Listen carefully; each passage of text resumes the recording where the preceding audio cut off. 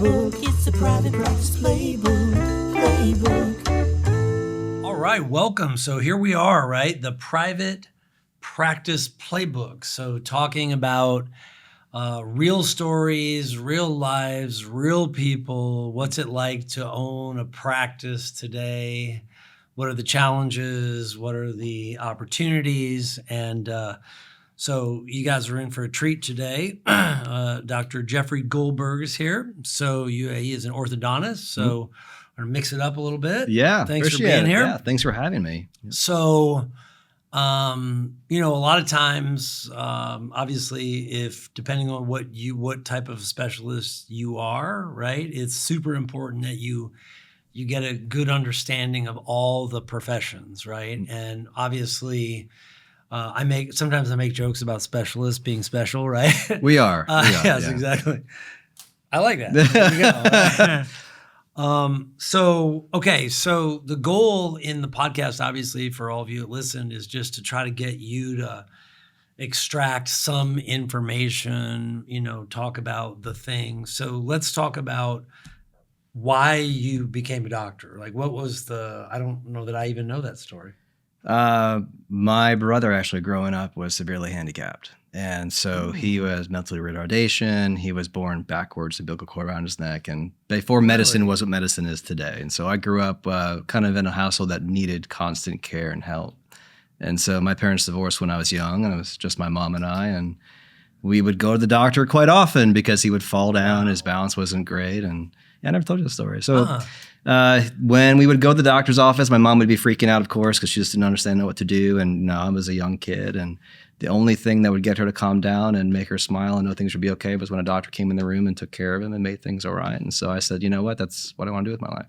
So he's older. Now he's 40. Yeah. But when we grew up, obviously he was 3-4 years younger than me. Okay. So he was younger. Okay. Yeah. I was just that is great. I mean, that's a crazy story, right? But yeah. Like how it affects you is always very fascinating. It made me super interested in medicine and the body. And so how many siblings? I've got an older sister and a younger brother. So I'm the middle child. Yeah. Okay. Oh, wow. Okay. Get away with everything in the middle. Awesome. Yeah. Well, and so that's kind of dramatic though. Yeah. And it made me really get into wanting to help people, help the body, and learn how I can help other people that were like him or families that were in need. And then as I got older, I really liked working with kids, and I became a camp counselor for many years. I went back as I went to a sleepaway camp when I was younger, and it was my favorite summer. Yeah. So I was able to go back and be a camp counselor myself for many years and teen tours, and I loved working with the kids. And I said, how can I combine that with what I love and working with my hands? And got into dentistry. My grandfather was a dentist in World War II and used to really encourage me to work with my hands and into medicine and dentistry. And okay, so he was a dentist. He was the dentist, yeah. Wow.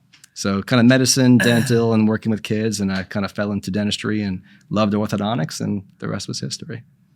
And is there do I want to ask the story about your father, or is that? No, my father he's still in our life. My parents divorced when I was younger. He's a CPA. So he had his own accounting firm when I was growing up. And he was very successful. He retired at like 45. Wow. He actually had an entire dental insurance division. So he actually started doing his own dental insurance. A lot of dentist clients in accounting. That's cool. Started ADP, dental plans or something. I used to work there when I was little, folding papers and statements. Funny. And so that got me a little bit of business background from him too. And where did you grow up? Miami, Florida. And it's interesting to end up in North Carolina, which has been a blessing. But yeah, so from Miami, met my wife at University of Florida in Gainesville. Lived in Boston for 13 years, did my education at Tufts for dental and for ortho, and then moved to North Carolina about 10 years ago in private practice. So when you got out of school, did you go right to North Carolina or did you go somewhere else? I graduated from Tufts in ortho. I stayed in Boston for 7 years, and I worked for kind of a large organization there. I was always planning to go back to Florida. I only got licensed in Florida. This is how cocky I was. I'm like, I'm only going to Florida. I'm not going to work anywhere else. Yeah. This is what we're doing. And when we started looking for jobs out of ortho, I just couldn't find a practice that was looking to hire full-time or was willing to pay well or anything that was going to be a future in my area. And so kind of ended up staying. One of my mentors at Tufts said, you should meet these guys. They had a big group. It was privately owned. And I was there for 7 years, and I kind of helped in their ortho department. There was a bunch of orthodontists there. There was 40 offices, 100 dentists, and I ran 8 locations, and I was every day a new place. We called ourselves the Gypsies every day. You were just traveling from spot to spot. 6 days a week, and 1 Sunday a month for corporate meetings because I became a partner in the company. And after 7 years, I said, that's enough. I sold my partnership and equity in it and found a practice in North Carolina. Okay. So it actually kind of works out, right? Yeah, So it was tremendous experience. I learned so much from those guys. It was a huge blessing in that group. And the guys that worked there, I learned a lot from them. And said, you know what? This is the Dunn-Kruger thing. I walked out of there thinking, I know how to do this. I'm going to make my own. I don't need a big company behind this. I know how to do the dentistry. I can run my own practice easily. And I took on a very large practice in North Carolina and got my butt handed to me real quick. That's funny. Yeah. And it was in my first couple of years before I'd met you. And the practice I bought was a large practice. The senior doctors, I came here because of him and his team. They were amazing team, amazing doctor. He was supposed to be with me for 6 months. We stayed together for 7 years. And wow. He never marketed. So why did he stay? We just loved working together. Yeah. So it was fun. He was like, I'm selling that. I'm done. You have 6 months and I'm out of here. And was really, really specific. And after a few months, he was an amazing guy. And I loved his philosophy. And I learned a lot from him clinically and personally, to be honest, as someone with his experience and just a genuine person. So we ended up staying on. I'm like, well, if you'll stay, we'll keep you busy. And so I stayed with him for 7 years of the 10 that I've been there. It's funny. You always look so young. I'm 46. Is it weird when you say, like, I spent this much time here and this much time here? You're like, oh, it was a... So when you meet him, you buy his practice. Yeah. Did you become the owner, or was that how long until you were the owner? 100% buyout. January 1st, 2016 was my first day in that practice as 100%. Okay. And I bought both the practice and both real estate locations day one. Okay. It was a $2 million practice. It wasn't inexpensive. Yeah. And I was like 100% confident. Walked in. Like, I'm going to crank it. Not even a question. I'm like, this is going to be easy. He never marketed, and he has a tremendous reputation. And I love the guy to death from the second I met him. Like, between us together, even if it is only 6 months, we're going to rock it. And the practice dumped, I think, 20% the first year, which I hear is not that uncommon, but we dropped a good 20%. Wow. And I started freaking out because you got to pay that. That debt doesn't go away. That monthly payment's coming. Yeah. That mortgage payment, that's coming. So he got all his money.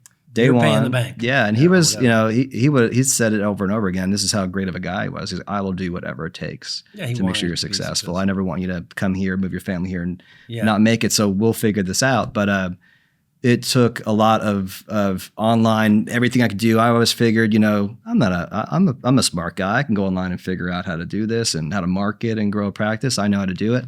It was tremendous education I did not have. Even working for 7 years for a big group, in the education of working with their doctors and getting referrals, I had not the inclination or the understanding of what it would take. Do you think you undervalued some of the things they had? Like, you didn't really realize how, if it was that they could generate new patients or whatever. It was marketing. Yeah. It was the marketing. And also, you're coming to an area of which no one knows you. Yeah. You're coming to an area where there's, you don't have a referral basis, even though you have the goodwill coming from the senior doctor. Yeah. They don't know you. They don't really, I'm going to send patients to you. They have to come and see me for the next rest of their lives. And if you do something that wasn't great and I sent you there, that takes personally. So it took a lot of time to build that trust. And even though I felt, obviously, I can do the work, I know what I'm doing, and we had our senior doctor with us, it was a bit of a battle to make sure that name and my name also had a value to that community. Yeah. And it was a real education to know what that meant, to build that reputation, to build the experience, and how to build trust with my team. The one thing I think that we really did have as an advantage was I started with 10 team members from the original doctor, and I still have 9 of them today. Wow. Which is impressive. I only lost one because she retired. Yeah. So that now we're a team of 35. Right. Yeah. So a lot bigger. Tremendous. Yeah. But so it took a while. Take me to, so you end up in High Point. So what it's, so when those first 2 practices, one in High Point and one in Greensboro. Yep. And you're a Florida guy coming out of 6-7 years in Boston. what year would that have been? Do you remember? I moved in 2015 Okay. To North Carolina. So High Point Mhm. has probably been on an uptick. Tremendous. So yeah. was that kind of before that big boom, or did that boom occur? We were there that probably. going on? It's Yeah, okay. ongoing. So it's been going on since we you got got there, there. and it was probably just starting to really grow. There's a big transformation in that town. A lot of businesses coming in, a lot of redevelopment coming in. High Point University is tremendous and brought a lot of attraction and continues to do so. But 16, 17, 18.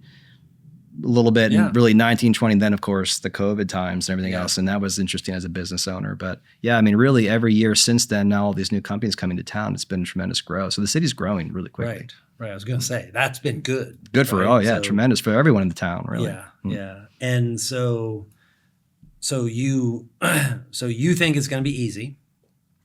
And you mentioned something called Dunning-Kruger, and that is, you guys would look that up. It's this sort of bias we have of when we're doing something new and we don't have a lot of experience, that we actually have an inflated rendition of our talents, right? It's and true.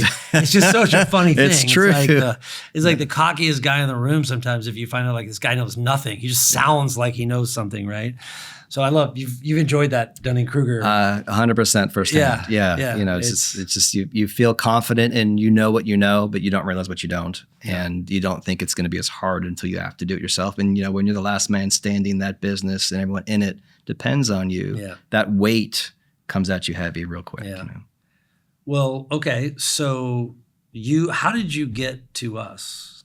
So what brought you to the Scheduling Institute originally? So I'm a couple years into practice. We recovered from our dip and we were starting to come back up again. I'm blood, sweat, tears in it. I'm searching everything online and I just can't figure out what it is that I don't know. And I'm looking at practices that I know are tremendous. I'm like, I don't have to recreate the wheel. Let's just see what these bigger practices are doing. And I stumbled on a couple of videos of a couple of practices that worked with Scheduling Institute. And I didn't know anyone that worked with you personally. But I kept finding, I would just search out who's the biggest practice in my area, who's the biggest practices in the state. Let's see what they're doing. Yeah. And they were all working with Scheduling Institute. I said, I'm missing this piece. And they I don't think they're smarter than me. I don't think they know more than I do, but they're getting something that I didn't get. And so I started deep diving into it and saw the education and material. And I'm like, that's got to be it. And so I called Flint for the first time. I spoke with him on the phone. I'm like, break this down. And I said, he gave us that, guarantee. He's like, you try it and you'll see, That's kind of cool. Yeah. That was my first phone call with Flint. I love that. Yeah. Got to get him back on the phones, man. No, he was get Flint back on the phones. good. No. Flint got to answer those phones more often. No, he convinced me. And so that was it. And then, That's funny. we started out at the platinum level, I think was our first time. And so, so 2 kids. Yeah. And they're growing up Family's quick now. growing. 2 dogs now. Yeah. And so, you're, and obviously it's a high level of commitment, right? You're just in at that point, right? It's like, this thing's got to work, right? Yeah. I don't For believe sure. in doing anything halfway. Yeah, So this was all of our investment, all of our money, 2 kids moving across the country. And this doesn't have a plan B. Yeah. So this is going to work. Whether I have to be up all night every day with a sign on the side of the road bringing patients in, I'll do whatever it takes. Do you think in hindsight that it was some mojo missing? Like, I know there's just technical things you have to do, but I was wondering if you, right? Because like today, you still have a lot of confidence, right? So like you're like, and well, I think, hope so. right? Yeah. And like he's funny. Like when we first started meeting, I think you were like, I'm gonna have 1,000 practices. No, it wasn't that, but like it was like a big number, right? He's like, I'm going to like for the it's kind of funny, right? To the moon. You were like totally like, and I was kind of like, you think we could just maybe go to the next step first, right? And I was like, let's just do this. I set no limit. I think that's my superpower is I set no limitations on myself. I think a lot of people do. They feel they can't. I'm like, I can. Yeah, and we'll do what it takes, So, okay. So how are you feeling today about your practice? It's been a huge blessing, and I thank you for it. I hope to tell you more often than I it's do. a team but effort, but I it's appreciate that.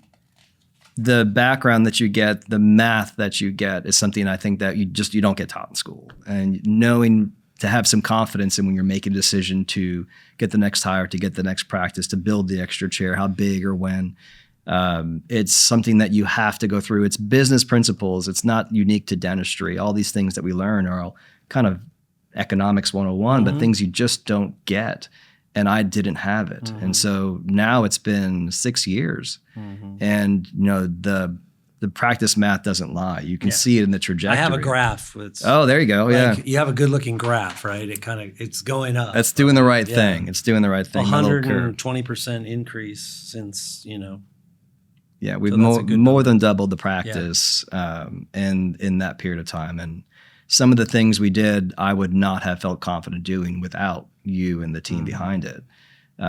Even decisions like, building the next office, we went through a whole different story of going through that, but I wouldn't have felt confident building what we built. We've got a new 10,000 square foot facility. What was that before? So it was a 5,000 square foot building that we were in, a 3,000 square foot clinic. It had a massive storage little gym area in the back that was an add-on we did late. Wasn't it being like condemned or something? The city was taking it over? Yeah, they were building a baseball stadium. So one of the offices is getting eminent domained, basically, right? That's when I called you up. I'm like, we are having an issue. It was very public, and imagine that phone call in the newspaper where you get, and actually patients called me up and we said, what are you going to do? I said, what do you mean? So the patients knew you were getting kicked out before you did. And it said, you're not going to have a building the next 1 year or less. They're going to kick you out. And, they're taking the building. They needed it for city development or something. And I said, well, we got to figure this out quick, because I need a building, and, who knows what they're going to pay me for it and where I'm trying to remember. How did that work out? Did you get a fair number? So all kind of worked out, and they're very gracious, actually worked it out with us to make it fair and gave us a decent price of the building, and that helped us. And then I said, okay, so we've got time. They gave us time.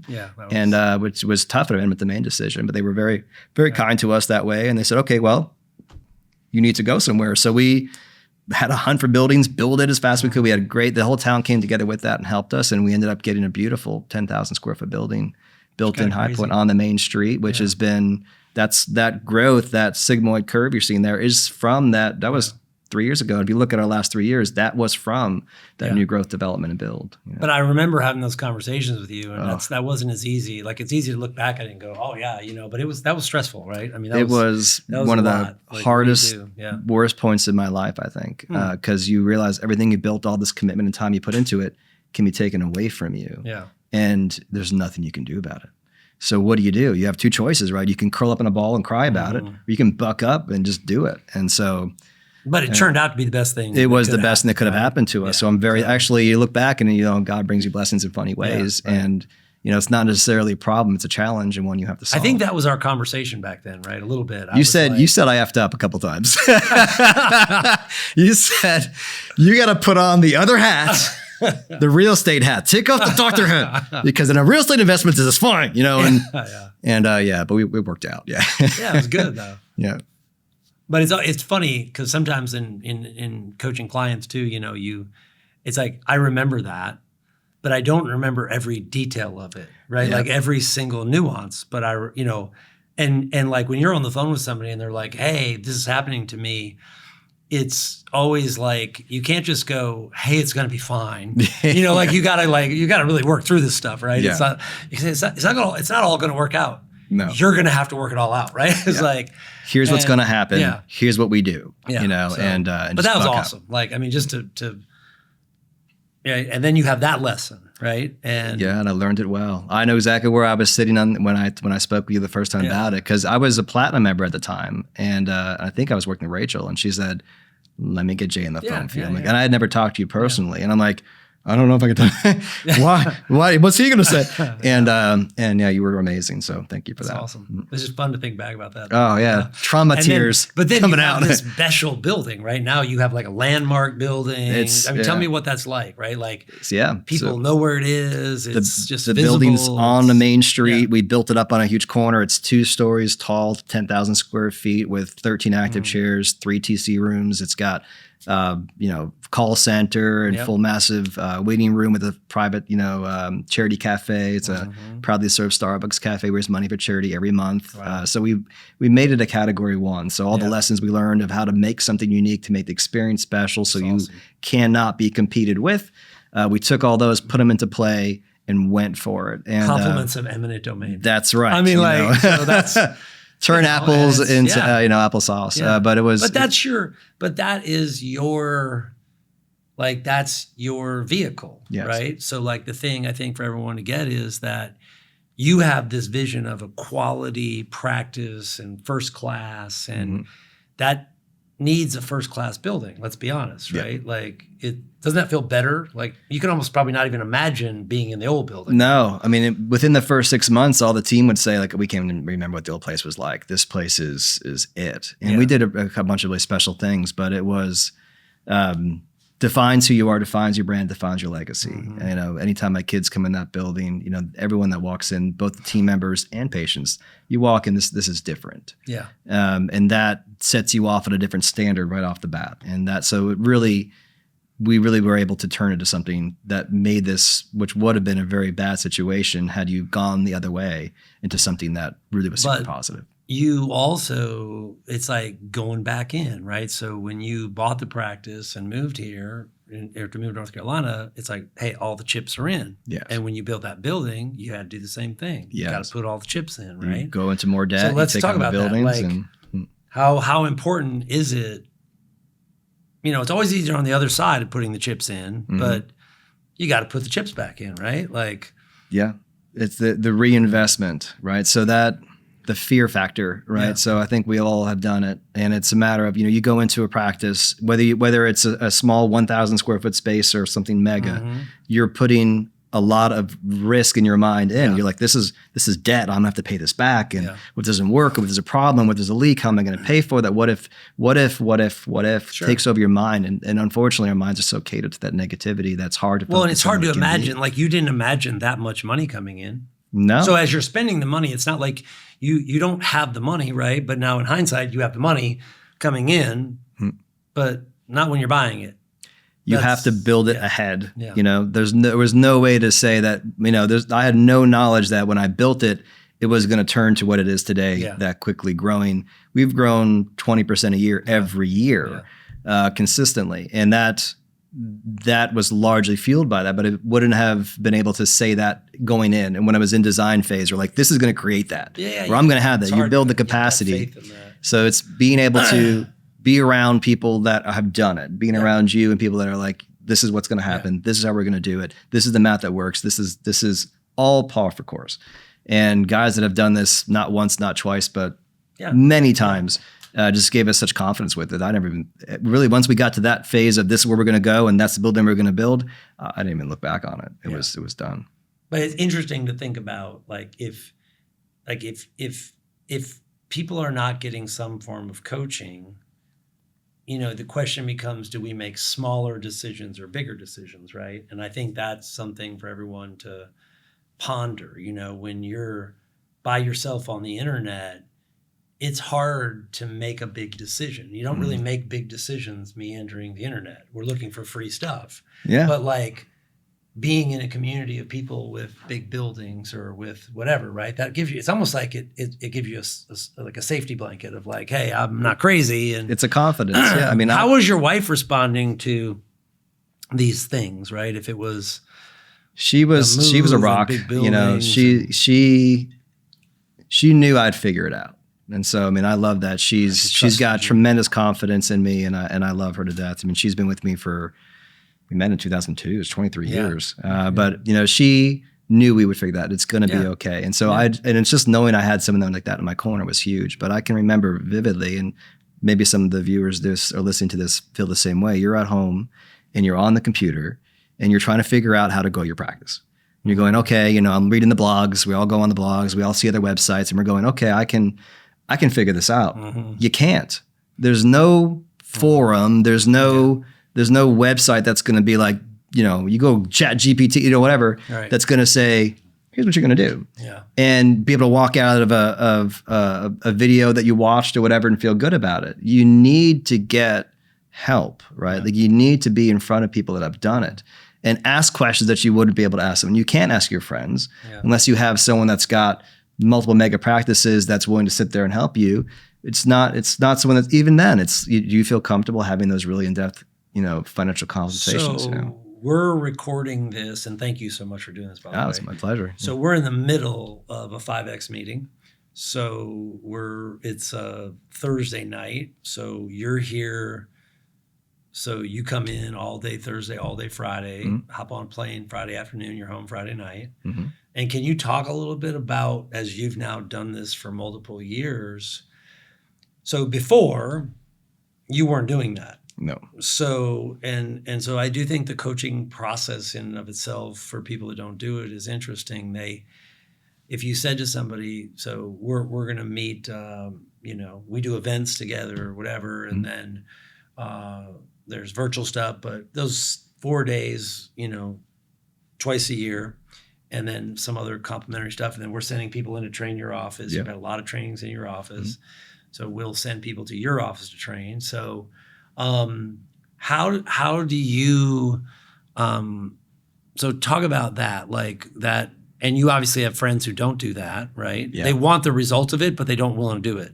Everyone's envious of what you have, but not what it took to get it. Correct. Right. Isn't that interesting? It's the facts. And so, because they're so prideful, right? Like it's not like I can do that. I don't need to do what you're doing to get that, and I should just have that. That's the entitlement conversation sometimes too, right? It's that gap and gain where they feel like I should have it because I'm here and I'm doing it, as opposed to the ambition conversation of I'm going to work to get it.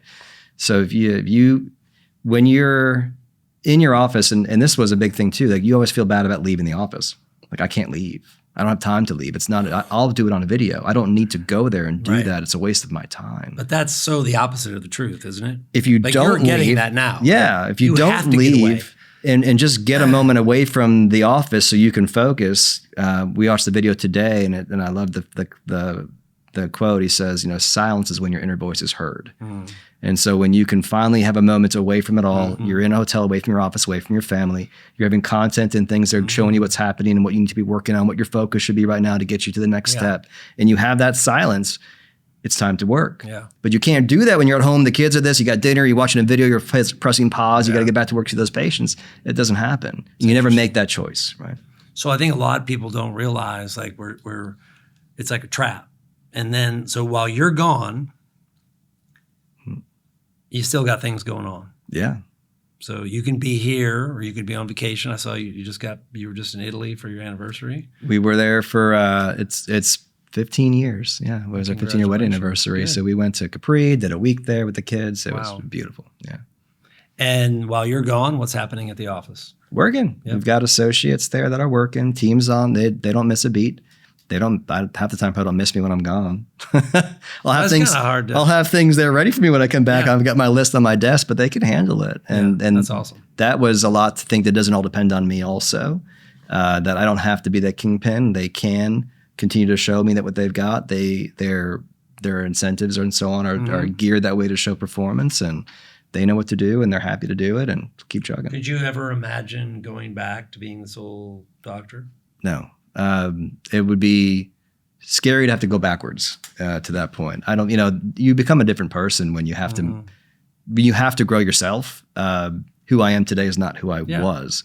My mindset was different. How I thought of myself was different. My ability to lead was different. Even my team members who have been with me for so long are different because of who we've become and who I kind of try to become myself. So I think that's the cool part. Like, and as I get to watch this with people, and it's like and I think the true really good decisions are about where you don't go back, right? Like you go, I mean, and when you're in that situation, it's not like when you were the sole practitioner, it's not like you thought it was bad per se, right? It was just the way it was. This is it. This is what you know. Yeah. We just don't know it could be better. Right.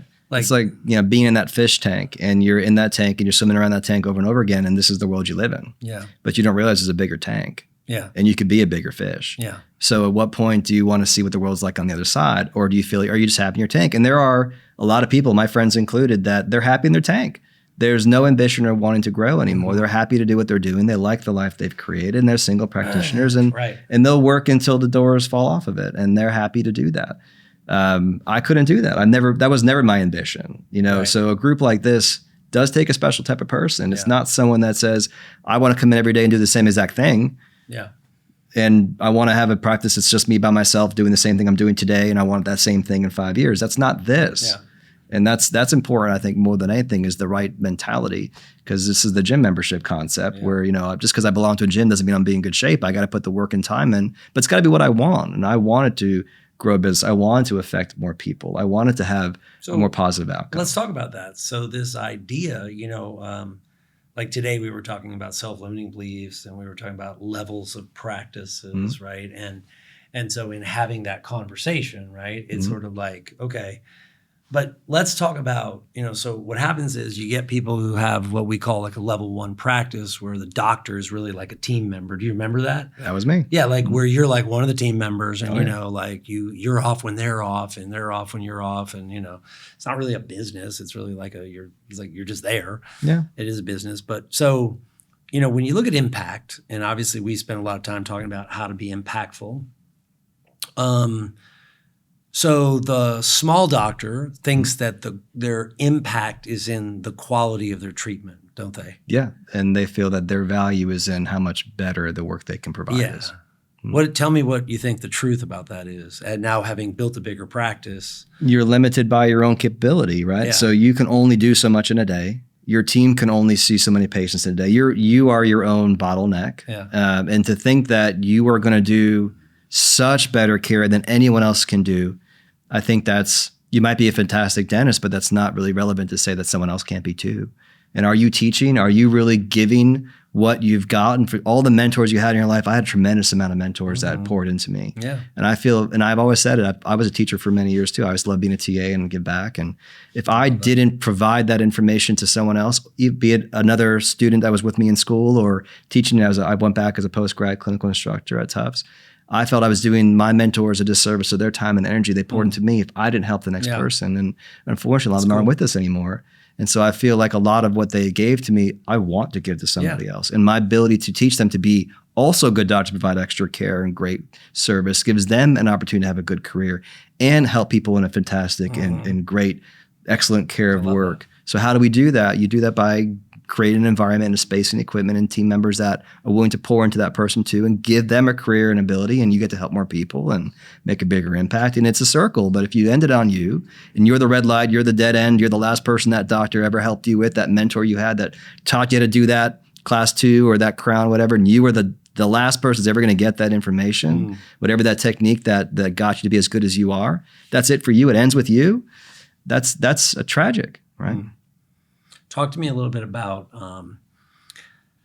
so we do what we call the big 5, right? And is there any of those 5 that you have found to be the most impactful for you, like as far as thinking about how to grow your practice? It's always human capital, number one. For us, it's about the people. So, I mean, I went from a team of 10 to, 30, 30 and change with our part-timers. And the ability to take someone who is either, fresh out of school or, doesn't know anything about dentistry and give them a career and a path. I've always valued that. I thought that was tremendous. And then giving them some confidence to continue to grow and an income to help them and their families. And I mean, we work in 4-day shifts. So we're open 5 days a week, but one group's Monday to Thursday, the other one's Tuesday to Friday. You can be open 5 days a week and have a 40 work schedule, working 30 hours and change. So they can have a good work-life balance. They can help others. They can help themselves and give back to the community while we do it. I mean, it's tremendous. So it's funny. You really have a coaching nature to you. I love that, and a caring nature about people. Yeah. So can we talk about your observations of dentists versus orthodontists versus other specialists? And obviously you get referrals from general dentists, right? So they're like your customers, right? Yeah. So how do you you probably get to actually spend a lot of time with some pretty cool dentists. Yeah, in our we've got some group, really fun ones. So how do you, like, when you think about all that, how do you Just tell me what your thoughts are about that. Like, The business side's the same. Yeah. I think ortho's unique because we lose half of our patients every year. Right. So literally every year, 50% of my patients are gone, and I got to refill that bucket just to maintain what I did this year. Not to mention, if I want to get more, I have to. and people grow are that. having less kids, which is not good statistically. For you need them to have more. Well, you need to just- have more kids. We're more and more adults now. Yes. And, so the retreats, kids that, adults now didn't wear their retainers coming back, or Invisalign, and kids never had, or adults never had braces. But that's a tremendous thing. And so the dentist, the nice thing they have is recurrent, consistent patient base. Hopefully with that, they get the retention. That's probably the only real big difference between them. But it's, the difference being in some. You also charge more. We do. But you per get more in a customer, our shorter revenue period per of time. client is higher. Braces are more than a filling, Yeah. but their lifetime revenue will be higher Yeah. because they're going to keep that patient for many years. So, interesting. So when you, so thinking about this, idea of like when you think about braces, and the customer, right, which is usually the parent. Mm-hmm. I've always been fascinated by that. And, I'll joke, I'll get on a kick every once in a while about like case presentation, doing funny case presentation, right? Like, you could either make this kid have a great life or completely destroy their life based on the way they look. How much do you care about your kid? Yeah. How much do you care about your sweet smile? I do think there's some great like pressure points in that, but talk to me a little bit about the consumer. What are you seeing? Or a person comes in, and then what percentage of your business is kids versus adults, first of all? It's 50-50 now. It's gone up. It used to be like maybe when I first came to the air 10 years ago, 80-20 and mostly kids. It's So probably interesting, 50-50. It's a tremendous amount of adults now. Obviously, Invisalign drives a lot of that because they don't have to do braces, and maybe they've been afraid of that smile, or they've had a space that's So open on them and they're interesting, self-conscious. Right? The Zoom technology in those calls now, everything being photo and video related, makes people really self-conscious of their smile. So it's tremendous for braces. And nowadays the culture is different too. When I was a kid, braces were like glasses. You didn't want them and made you feel like I didn't like the way I looked in them. I don't feel cool. That they're not nice. Kids today want them. They're cool They now. kinda dig them, They know they want that look. And I have a lot of kids cry when they get them off. They don't want to take them off. Wow. Which is a huge bizarre. change from what it used to be.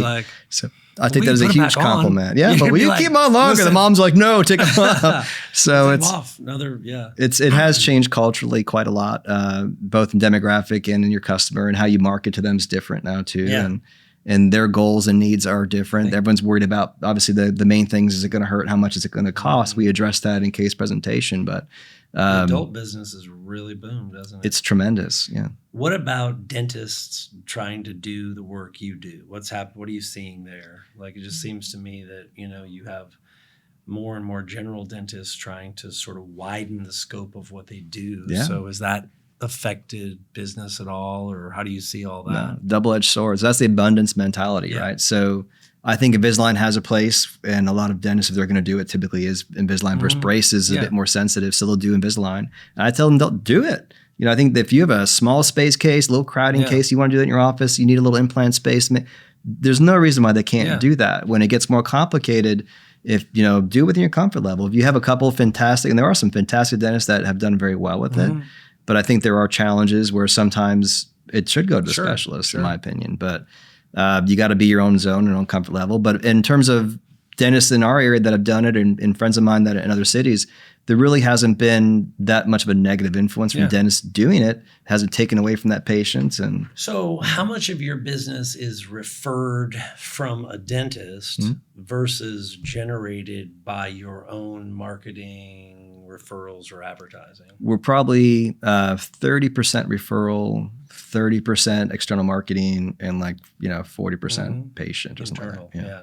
So I think that's the other thing, it's like your practice should be a patient generating, almost like apparatus. They come in, they duplicate, right? Which is what you get. One by becomes having a one, full two, and two practice. becomes four. You want a patient that not only says yes to treatment, then also refers. That's the goal. That's awesome. So, okay, so do you think that referral number is staying steady, or is that number going down?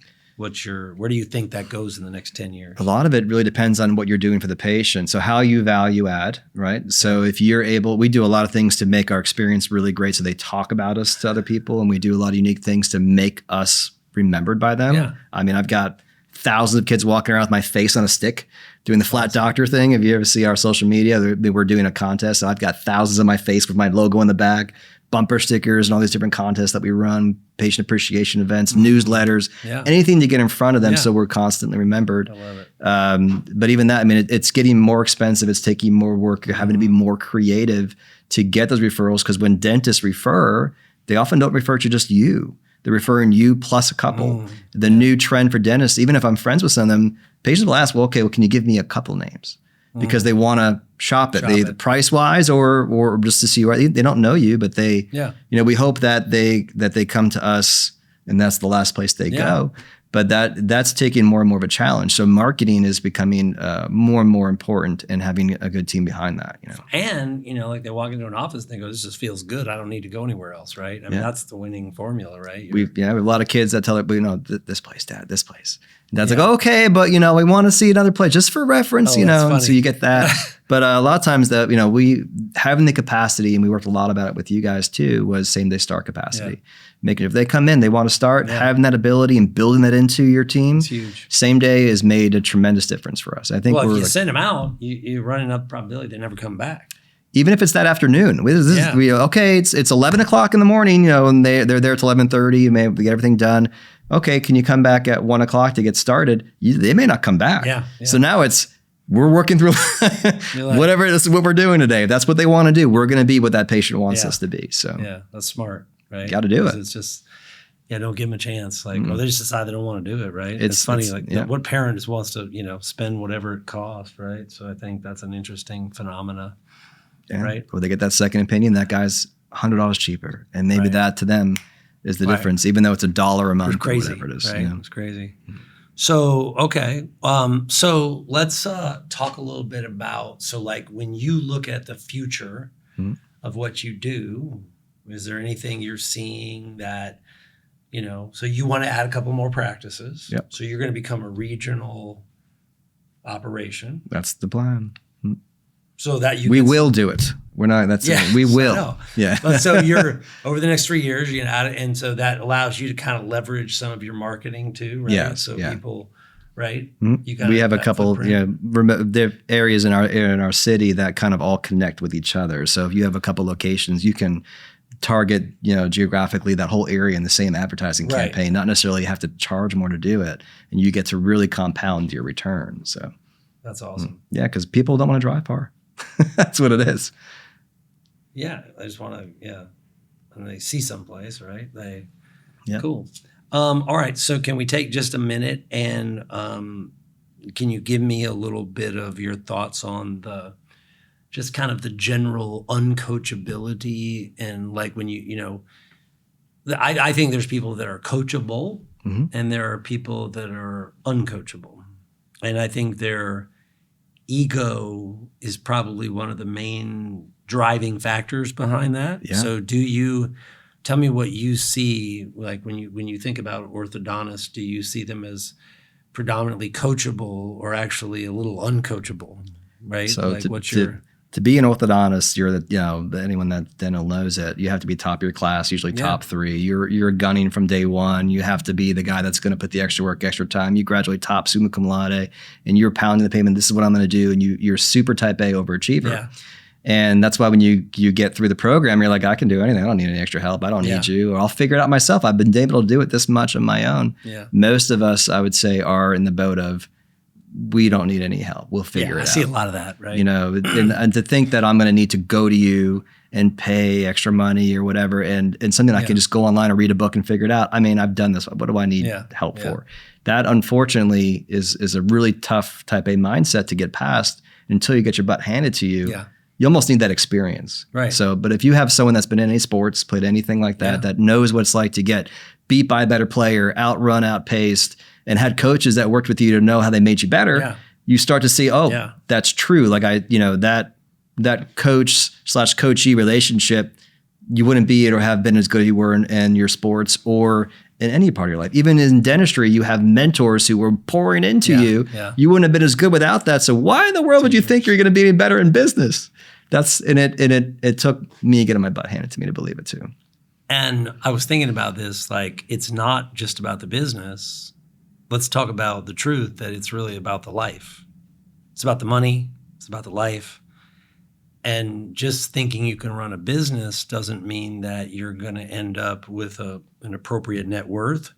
Doesn't mean that you're going to be married for 30 years. It doesn't mean you're going to be a great parent, right? I mean, I think one of the things like I would say is like, you're good at running the practice, but simultaneously you end up being a better husband.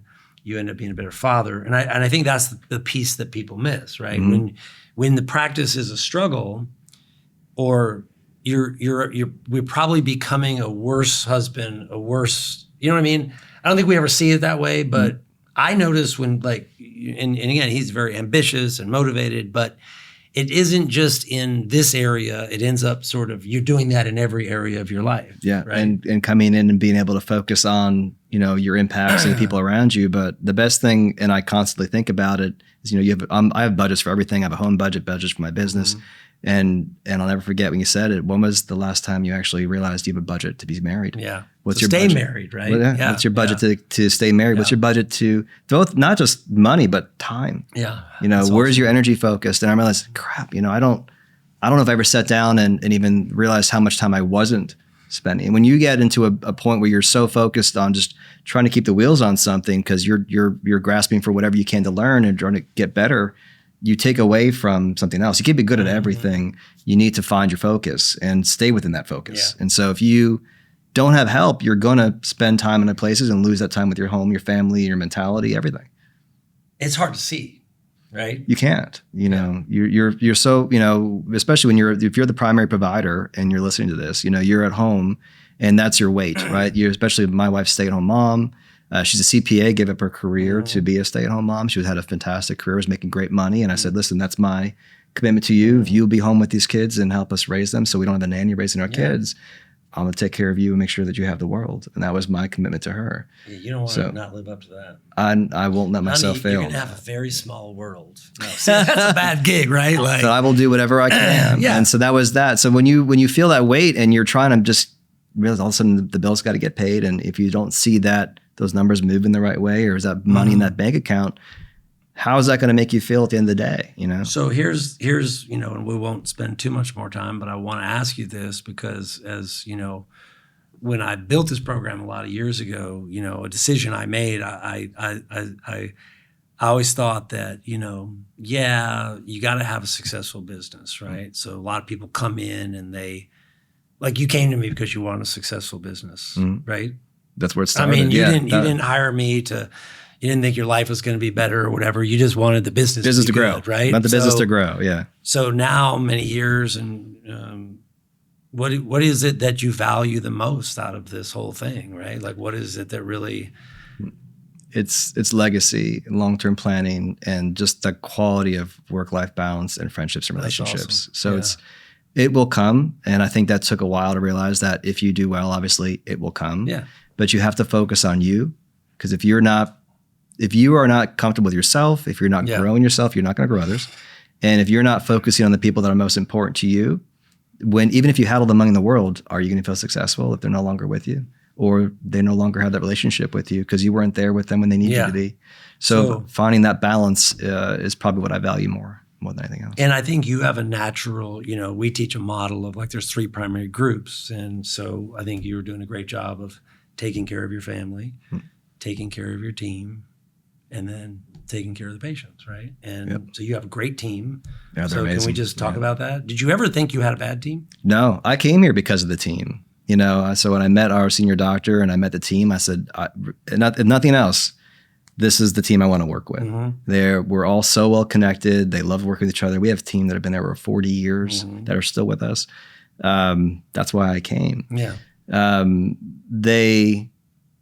They've grown so much, I think more than they realized they could. So there's that hidden potential, that God-given gift. They just don't even realize what they were able to do. Yeah. And looking back to how they used to work and how we used to do things to today, they would never have even envisioned Wow. that. Yeah. So, That's cool. but having them still work with me means tremendous. I mean, we've got our leads, the people that are usually our leads are the ones that have been with us the longest. Yeah, that's impressive that they've all stayed. Yeah. Because it was a big cultural shift, right? Being with me and not the senior doctor, they took Right. them a minute. I was like, for sure. They're probably like this young guy coming in. What is this? It's going to mess this up for us. You know, we're used to doing this and this.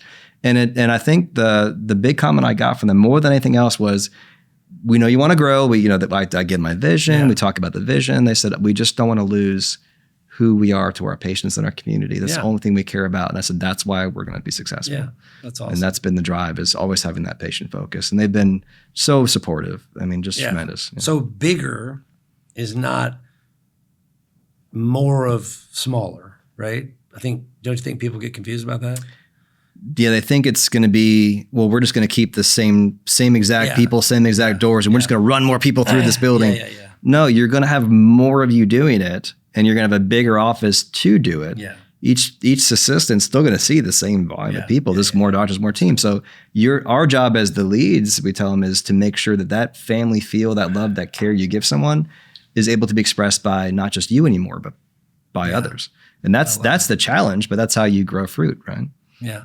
So if somebody was listening to this, and again, super appreciative of you taking the time. That's been awesome. Yeah. Your story is always fascinating, and I'm really glad to hear that kind of origin story, because it sort of explains a little bit of your passion, right? Yeah. So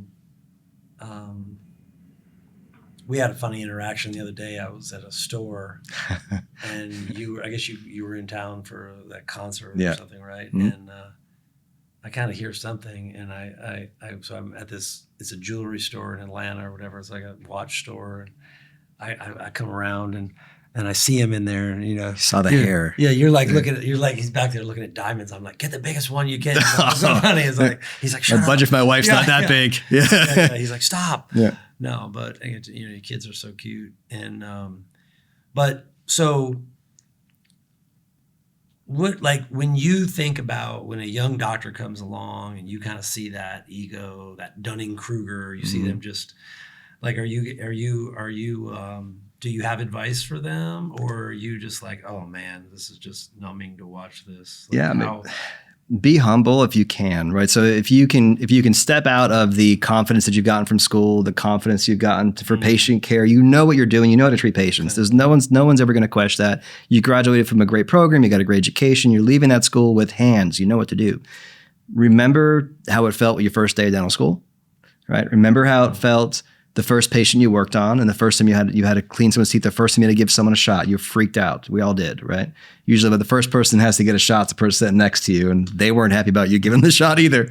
And then all of a sudden, you're going to be given a business. That nervousness should follow you into that next stage, because there's so unlikely that you're going to be able to approach that. You have to, the running of a business has absolutely nothing to do with your quality of treating a patient. I think that's the separation that we miss, is that having to manage people, the expectations, and all the things that go in business, marketing, space equipment, it just paying bills, all the things you have to do for accounting, the legalities, all the things that go into it have nothing to do with your clinical care. And you need help to feel that confidence. That way, after you've done this long enough, after you've understood what it's to be through this market, and you realize, okay, now I've been in this business, I know how to run it. Then you start meeting people who have really excelled in it. You realize that, wow, there's so much more that I don't know. As you get in front of those people, come at this humbly, realize that you really don't know what you don't know, and it's going to take time to learn it. Don't rush it, but come into a group, get a mentor, learn so you don't make the mistakes. I think that's the number one error, is they come in cocky and confident, and you make mistakes that could have been easily avoided had you just, let me learn it first, and that way I know I can come into it with an advantage, right? And then you're going to kick butt. You really will. You think there's doctors that are uncoachable? There are doctors that are uncoachable. I think this is no different than, anyone played on a sports team. Like, what would you say to somebody who's like, they're just on the free podcast. I'm going to watch another free podcast. Like, I'm always like to me, this is like a donation. You know what I mean? Like, I look at this as like a charitable donation, by the way. It's like, I don't need to do this podcast. We do this because we want to help people, right? Sure. So how do you, how do you, like, if somebody's out there and like, how do you encourage somebody? Like, what do they need to do, right? So like, if someone came to me where would you start them? Would you just say start in a coaching program for a year? And like, what is your or trainings, or what do you think? Like if you were... To me, an uncoachable doctor is someone that's a true fact finder person. Someone that is, I will not do it till I have so much information and that I know it's going to work for me, then I'll do it. Yeah. Which means that they will never know enough, because until you actually do it, you never know it. Yeah. So if you're super, I need every detail, I need to know everything, and I'm not going to believe it till I see it work, then do the calls first. Yeah. Start with the program. It's a super advantage program. That's where all of us that did coaching started too. Yeah. Do the calls, see the calls make a difference, commit to it, because your team's not going to want to commit to it. That's the hardest one anyway. Once you commit your team, guys, we're going to do this. We're going to commit to it. Let's just make them prove it to us. Yeah. If you can do that and you have that proof, it becomes a bit of trust. Yeah. And then that trust turns into some confidence, and then you can go to the next step. Yeah. But if you just come in thinking, well, okay, I'll believe it because you guys said it, and you guys don't know, don't know me or know you versus if they don't know us at all, there's no trust. And they come in thinking, well, yeah, you said it, but that's not going to work in my town, my corner. Right. That's different because he works there, or he's done this, or that experience, or that age, or whatever. Regardless of where you live, I don't care what kind of business it is. These are fundamentals that if you can come in and just get a little confidence, spend the time and see it in action, or talk to the people who've had it in action, do it. I mean, so we had to earn your trust. Yes. Yeah. I was that guy. I came in with calls only, and I got the guarantees. This is what's going to be. And just if it doesn't work out, we'll make it whole. Right. But if you do this, you won't look back. It is funny, and I was telling Flint this the other day. We were talking about, that, and I was like, I built this business by guaranteeing stuff, right? Mm-hmm. And remembering how, isn't that funny? Like today, that's not how you are. No. But it's funny, that's how when you come in. But I needed that. Like, you're like, I need a guarantee. Well, because it's expensive. You don't have a lot of money when you're coming out of school. You bought a practice, you've got a lot of debt, and you're going, yeah, but I'm spending this money. And what if it doesn't work? Right. Okay, what if it doesn't work? Then we'll fix it, right? No, I love that though. Yeah. So I do think that is, I love that, and I need to be reminded of that. I need to remind my team, like, listen, you don't know somebody. I always thought guaranteeing things was great because it's sort of taking the risk away, right? Yeah. It's kind of like, hey, listen, and if you can deliver, there's no reason not to guarantee something. So that's a great. All right. Listen, thank you so much. I appreciate the long-term relationship, the trust, the referrals, and everything, and just super proud of your work and everything you do. And it's going to be fun to see where you are in the next 10 years, So pretty exciting stuff. So thanks for being here. I really appreciate you. Yeah. All right. We're out of here. See ya. Thank you, guys. Thanks so much for checking out this episode of the Private Practice Playbook. For clips of this episode, go ahead and check out the YouTube channel. If you enjoyed what you heard today, make sure to subscribe to the podcast at podcastfordoctors.com to unlock subscriber-only bonus episodes. Find our links below in the description.